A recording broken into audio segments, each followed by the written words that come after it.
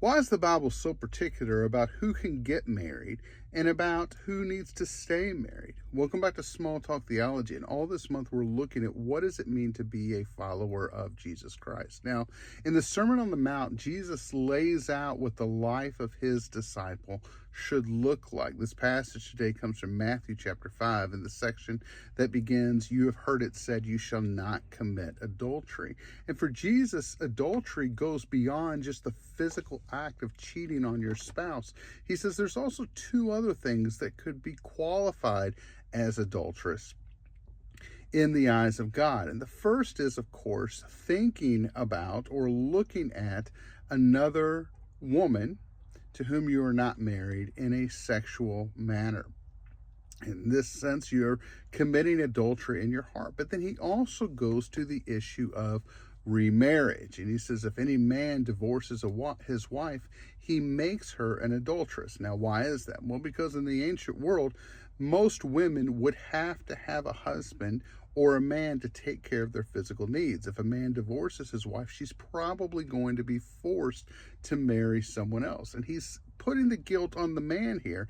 And he says, you are forcing her to commit adultery. And he says, but also if any man marries a divorced woman, he commits adultery. And so Jesus is not just condemning divorce here, and something that we often miss. He's condemning remarriage after divorce. Paul will clarify this in 1 Corinthians 7. He'll say, look, if you're going to divorce, you should not divorce your spouse, but if you do, you should either be reconciled to your spouse or else remain unmarried. And you might say, well, why is this? Why is this such a big deal that we just have this idea of a one-man, one-woman marriage? Well, the Bible's going to answer this in Ephesians chapter 5. And it's because marriage is a picture of the gospel.